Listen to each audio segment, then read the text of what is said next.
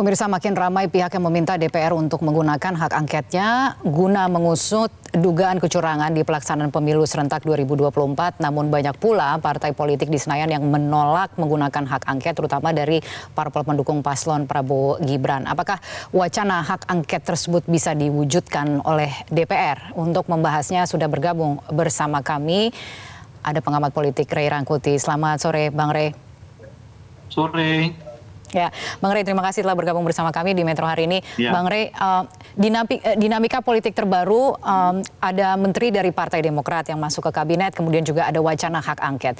Adakah keterkaitan di antara dua isu tersebut? Iya, jelas ada, karena bagaimanapun hak angket ini kan sesuatu yang mungkin dikhawatirkan oleh Pak Jokowi gitu. Oleh karena itu secara politik beliau merasa perlu memperkuat barisan politiknya dengan menarik Demokrat masuk ke dalam ya. Jadi ini semacam timbal balik lah. Jadi ikut di dalam kekuasaan, tentu posisi Pak Jokowi harus diperkuat oleh partai politik yang diundang masuk ke dalam itu, dengan sendirinya akan mengurangi kemungkinan keterlibatan partai-partai politik dalam hal mengusung hak angket yang akan digulirkan ini gitu. Nah itu jelas ada, nggak bisa diabaikan yang seperti itu.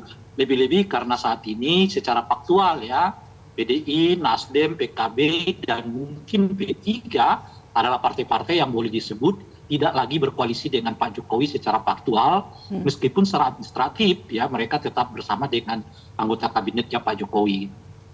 Oke, memangnya peta politiknya seperti apa, Bang Ray? Usulan hak angket ini kan dari PDIP. Partai-partai mana yang menurut Anda akan solid masih bergabung, dan kemudian partai mana yang kemudian akan menyeberang? Melihat dari komposisi paling tidak sebelum dan sesudah Pilpres.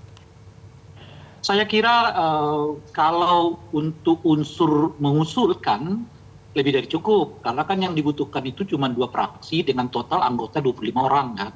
Kalau sekiranya fraksinya PKS dengan PDI saja, ya itu sudah cukup. Apalagi kalau kemudian ditambah misalnya oleh Nasdem, ditambah oleh PKB ataupun P3, itu artinya lebih solid lagi.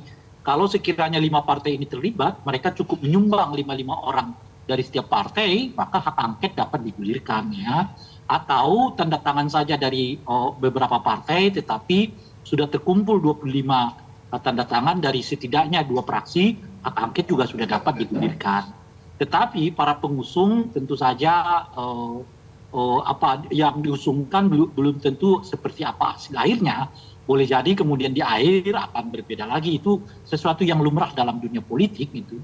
Nah cuman kalau kita belajar misalnya dari hak angket yang pernah terjadi pasca pemilu di era Pak SBY, yaitu tahun 2009 yang lalu, ya bahkan partai pengusung Pak SBY sekalipun ikut di dalam angket. Kita masih ingat motor dari angket tahun 2009 itu adalah PDI, Golkar, dan juga PKS. 2 dari yang 3 partai pengusung utama itu justru berada di dalam koalisinya Pak SBY, yaitu PKS dengan dengan Golkar.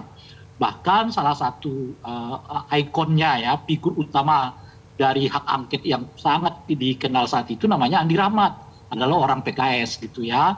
Bersama dengan mereka datang dari PDI, ada dari Golkar, ada juga dari dari PDI Perjuangan gitu. Nah dengan 3 partai ini kita tahu kemudian PAN ikut bergabung, ya kan, Nasdem ikut bergabung saat itu, PKB ikut bergabung, sehingga melahirkan angket Bank Senturi yang berakhir sampai ke rapat paripurna, di mana rapat paripurna mengusulkan supaya dilakukan pengusutan secara hukum terhadap mereka yang diduga melakukan pelanggaran terhadap undang-undang yang berhubungan dengan perbankan gitu. Jelajahi cara baru mendapatkan informasi. Download Metro TV Extend sekarang.